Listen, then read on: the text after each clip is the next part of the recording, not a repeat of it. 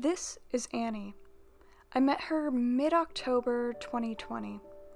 She was a pregnant cat that would appear on my deck nightly in search of food, warmth, and help.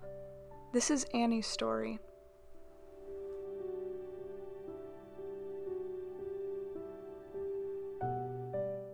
When Annie, formerly known as Spooky, due to her first appearance in October and my lack of creativity, started to appear more often on my deck, we made sure to put out food and other forms of warmth just in case if she were to bring her kittens, and I had even set up a security camera to monitor her and to make sure that she was alright. Needless to say, my family and I became quite attached to Annie.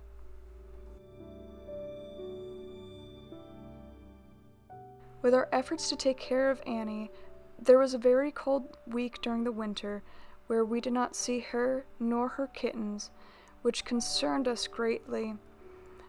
We wanted to make sure that she and her kittens were alive. We wanted to make sure that they had a chance at the good life.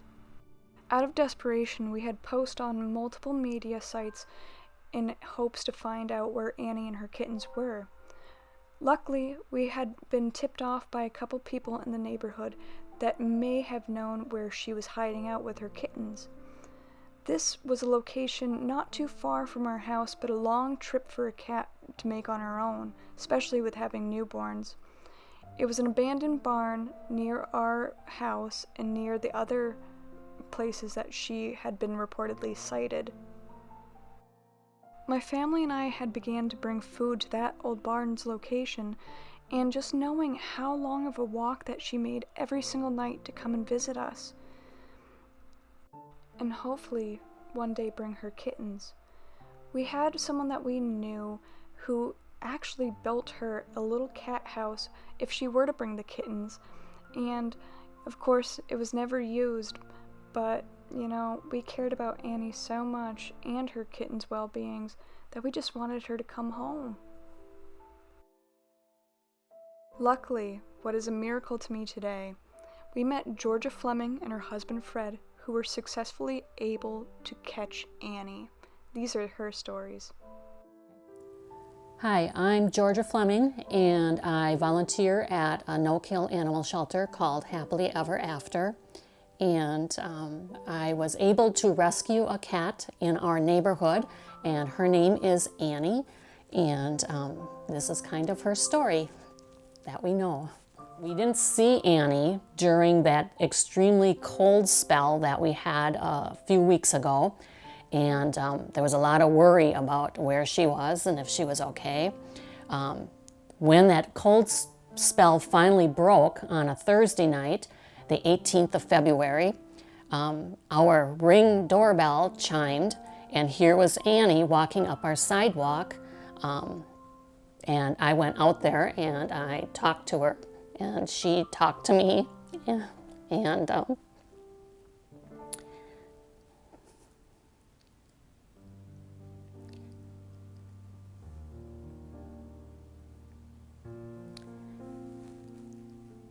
that night, I set out food for her, but she didn't come back later on.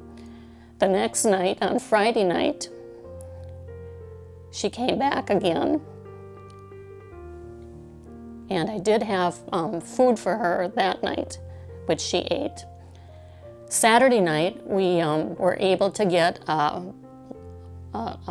live trap, and I sat 3 dishes of food into the trap, and she went in and ate, and she did not set the trap off. So at that moment, we did not catch her, and the food was gone, but she didn't leave. So I set another dish of food in the trap, and that time she ended up sitting on the pan that trips the door, and the door closed, and that is how we ended up catching Annie. Annie has never lashed out or growled or spit, so I believe that at one time she did belong to somebody, but who that person is, we'll never know. Well, after I sent out the poster about Annie, I got a number of people that responded, and from what I learned through these responses is that she has been a stray in the neighborhood for at least a year. There were 2 families that were nice enough to feed her, one here in Polo Point and one across the street in Thornberry, and I'm sure without their help that she would not be here with us today. Then I also discovered that she's had at least 2 batches of kittens. A neighbor sent me a text and said last spring Annie brought 5 kittens into their yard, and she left them there for the day, and she was gone, Annie was gone. The family watched over the kittens during the day hoping that Mom would come back, but she didn't. So by the end of the day, the family took the 5 kittens to the Humane Society in Green Bay, which then they promised that they would be adopted once they were old enough. Also, I found out that in the middle of December, Annie had a batch of 6 kittens, and she brought them over here to the street next to ours, and the family there took this batch of 6 kittens to the Packerland Vet Clinic where they would be adopted out. With Georgia and her husband Fred being able to successfully rescue Annie from the cold and now foster her was amazing to me. She had changed Annie's name from Spooky to Annie after the character in the musical Annie because she deserves her rags to riches lifestyle in finding her forever home. Georgia sparked my interest by informing me about Happily Ever After, the organization that she works with as a volunteer. And thankfully, I was able to sit down and talk with some of the amazing people that work with Happily Ever After. Amanda writes, I'm the founder of Happily Ever After. My name is Jess Danon. I am the Community Outreach Specialist here at Happily Ever After Animal Sanctuary. I have been at Happily Ever After for just over 2 years now. As Community Outreach Specialist, I work with our programs that are helping our community. So that means our foster program, our low-cost spay-neuter program, as well as some educational opportunities. So HEA was started 15 years ago, actually, 15 years ago this month, and we just had our anniversary.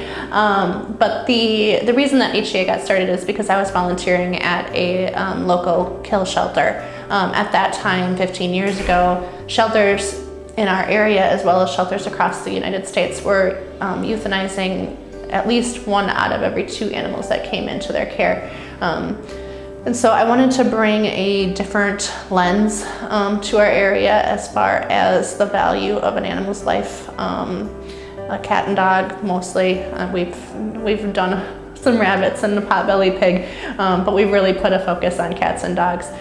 So just trying to bring about another way of seeing things, and that if you take killing off the table, there are other strategic things and other creative things that we can all do to save the animals' lives. So I do a little bit of everything. So anything from, the admin type work to the direct animal care. And I think the most rewarding is being able to watch the animal come in and watch them all the way through the process, and seeing them adopted. And then after that, getting the emails and pictures and all that kind of thing from their family, watching them kind of just having gone through that whole journey and end up where they belong. So I have always been an animal lover. Animals have been a huge part of my life since I can remember.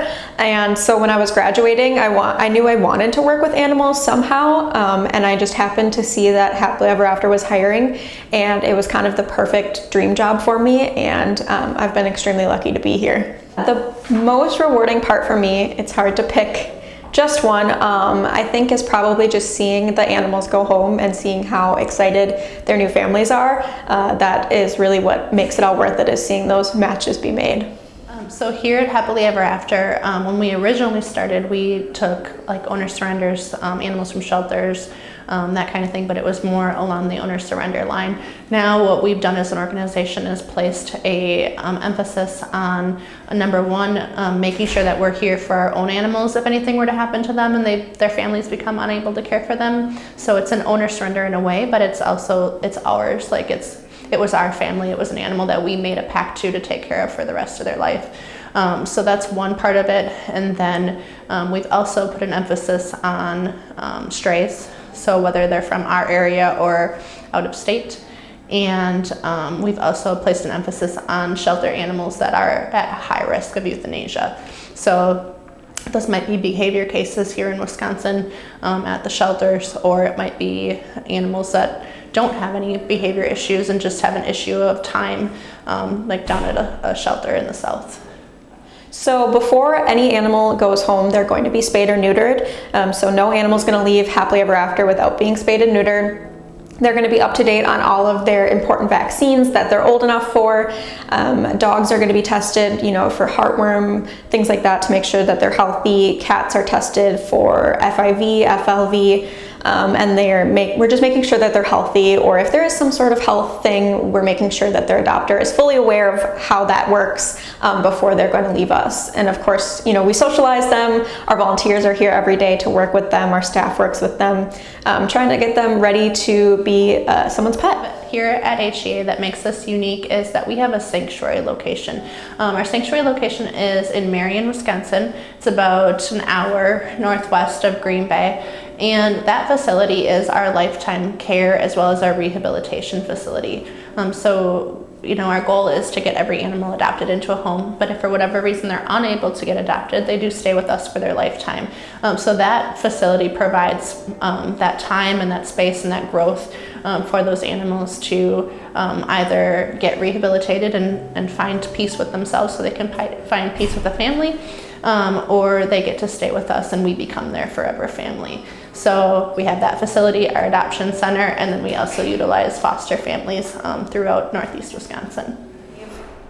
The excitement of being able to save so many, but there is a sense that there are more that you wish you could be saving. So when you think about that, sometimes that can be a little hard to think about, but it's also really motivating to do your work so that someday we are saving all of them, and every single one is finding a home. I think that a lot of people believe that in animal welfare, and in my job in particular, it's all happiness, and it's not all happiness. There's a lot of difficult parts of the job. You see more of the tragic part of like society and things that people do to animals, and just having to watch the animal overcome some of those things that we've done, whether intentionally or unintentionally, and watching them have to kind of cope through that and get better and get ready for adoption. So the most difficult part is probably just seeing some of that sadness, whether it's in the animal or in society as a whole. An animal is adopted, we let their new family know about a Facebook page that we have for our alums called Happily Ever Afters, and we have a lot of our alums and their families that post pretty regularly on there, letting us know if it was their birthday or just a cute picture of them. And it's a really great way for our staff and volunteers to still stay attached to those animals that we love so much. We're always looking for more people to be involved with Happily Ever After. You can come volunteer with us. We're always looking for foster families. Maybe you're looking to adopt. Donations, both monetary and in-kind donations, so items around your house that you might not think of, towels, blankets, things like that. We're always welcoming those, are just a couple of the ways that you can get involved with Happily Ever After. So we always say if you're thinking about getting involved in one of those ways or want to know how you can help, you can visit our website, which is heanokill.org, and that's going to tell you all about how you can adopt, volunteer, foster, come to an event, all that fun stuff. I'm Amanda Reitz, and I would love for you to come visit Happily Ever After in Green Bay or in Marion. So So we welcome anybody to come and visit us at our website, heanokill.org. If you're interested in adopting, go to that website and fill out your application, and then you can make an appointment to come and meet some of our cats and dogs. We have merchandise you can shop either on our website or here at our adoption center. We have open hours Monday, Wednesday, Friday from 6 to 7 and Saturdays from 10 to 1, so you can come and shop that merchandise. And we just welcome you to come and meet our cats and dogs, and maybe you'll find that forever family member. Well, for Annie, at the time of filming this documentary, she was still in the foster care of Georgia and Fred Fleming. Thankfully, she has found her forever home. Annie has come such a long way in her development, from being the cat that I would feed every night to being someone's forever family member. I'm just so happy that these people were able to help her find her forever home. We may not know Annie's full story, but being able to be a part of it for a short period of time was rewarding enough. She now has a rags to riches lifestyle that she and all the other animals so desperately deserve. Please find out how you can participate in helping in local shelters find an animal their forever home. Well, I traveled a long way, and it took a long time, but I found you. You know I found you.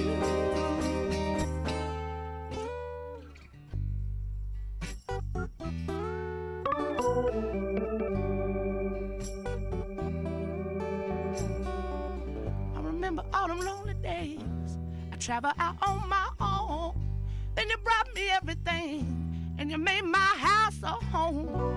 But if it ain't the real deal, well, I don't know it.